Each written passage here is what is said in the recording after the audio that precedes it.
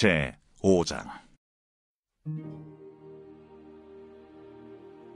만일 누구든지 저주하는 소리를 듣고서도 증인이 되어 그가 본 것이나 알고 있는 것을 알리지 아니하면 그는 자기의 죄를 져야 할 것이요 그 허물이 그에게로 돌아갈 것이며, 만일 누구든지 부정한 것들 곧 부정한 들짐승의 사체나 부정한 가축의 사체나 부정한 곤충의 사체를 만졌으면 부지중이라고 할지라도 그 몸이 더러워져서 허물이 있을 것이요, 만일 부지 중에 어떤 사람의 부정에 닿았는데 그 사람의 부정이 어떠한 부정이든지 그것을 깨달았을 때에는 허물이 있을 것이요, 만일 누구든지 입술로 맹세하여 악한 일이든지 선한 일이든지 하리라고 함부로 말하면 그 사람이 함부로 말하여 맹세한 것이 무엇이든지 그가 깨닫지 못하다가 그것을 깨닫게 되었을 때는 그 중 하나에 그에게 허물이 있을 것이니, 이 중 하나에 허물이 있을 때에는 아무 일에 잘못하였노라 자복하고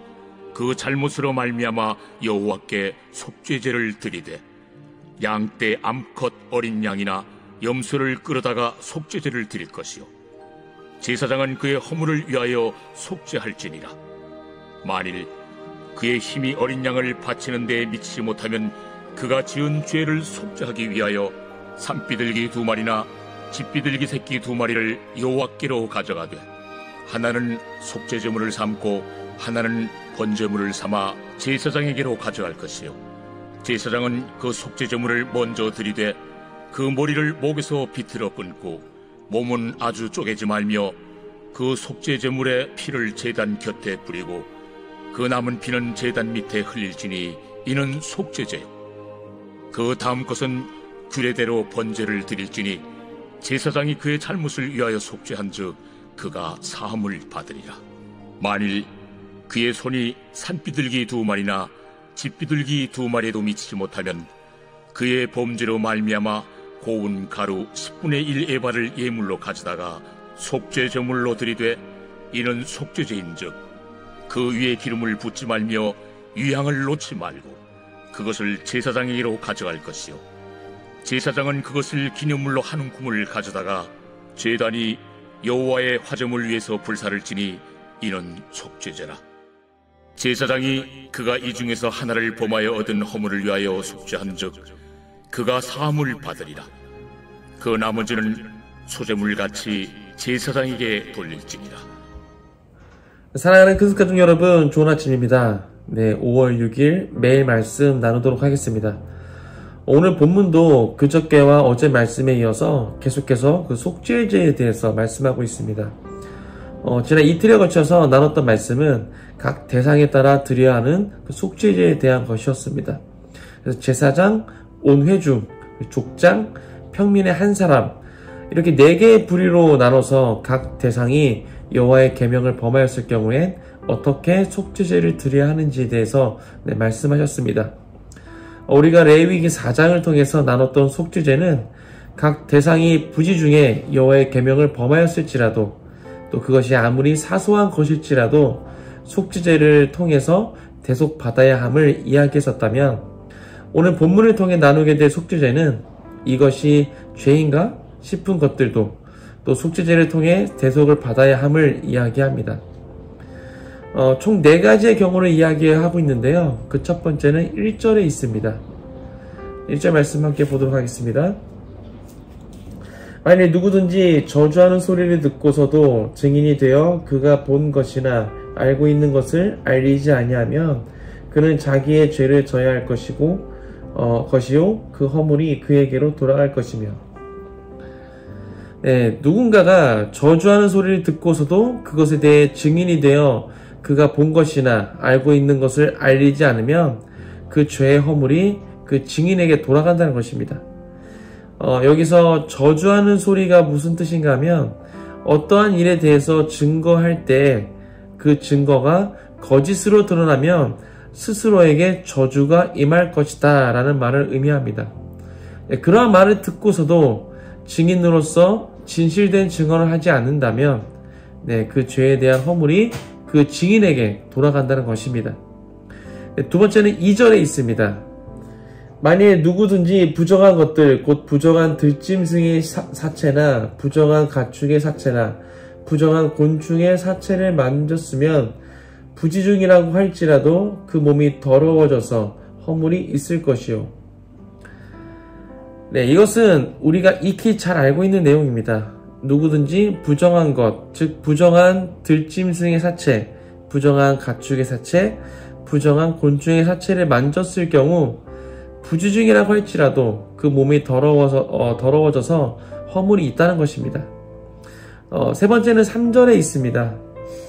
만일 부지 중에 어떠한 사람이 부정에 닿았는데 그 사람의 부정이 어떠한 부정이든지 그것을 깨달았을 때에는 허물이 있을 것이요.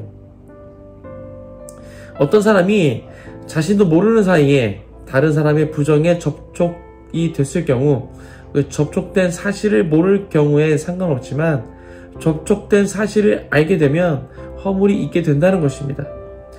여기서 다른 사람의 부정이란 다른 사람의 신체적 유출물 또는 다른 사람의 부정에 의해 전염된 물건을 의미합니다.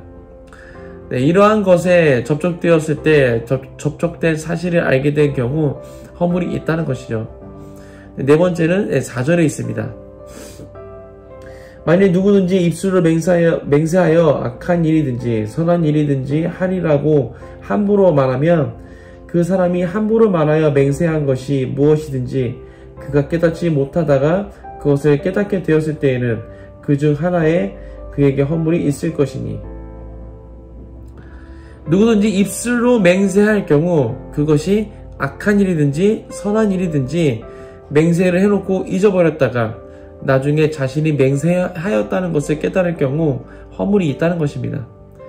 여기서 악한 일이든지 선한 일이든지라고 했다고 해서 실제 악한 일을 맹세한 것을 말하는 것은 아닙니다.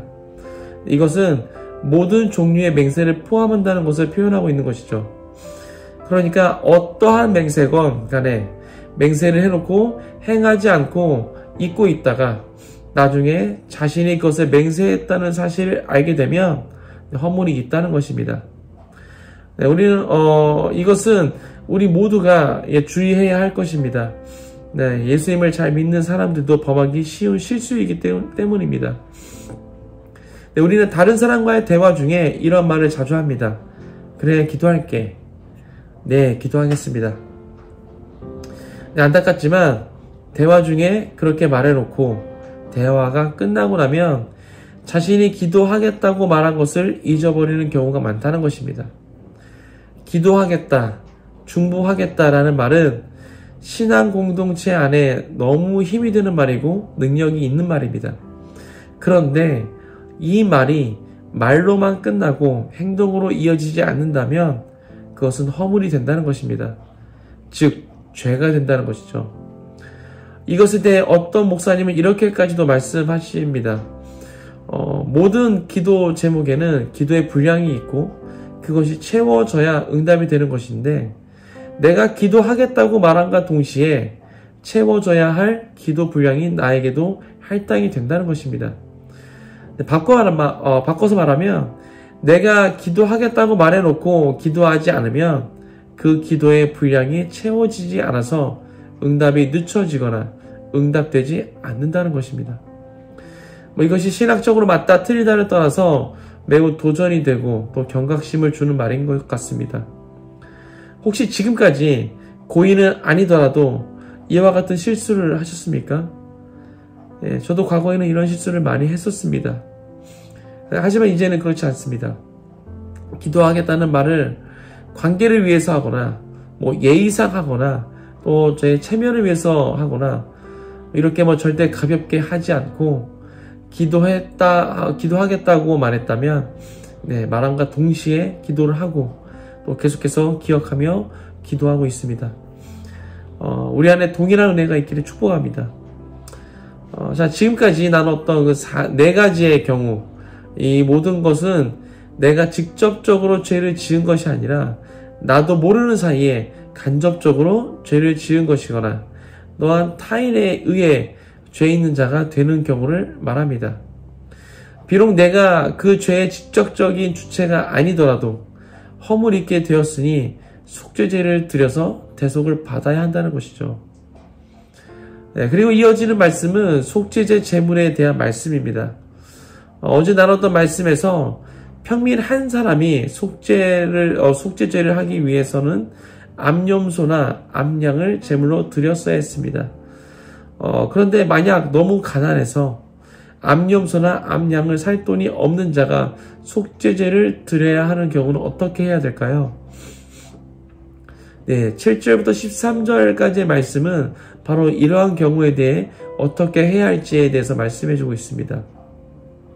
네, 만약 속죄제를 드려야 하는데 어린 양을 드릴 만한 형편이 되지 않는다면 네, 어린 양보다 값싼 산 비둘기 2마리나 집 비둘기 2마리를 제물로 드리라는 것입니다.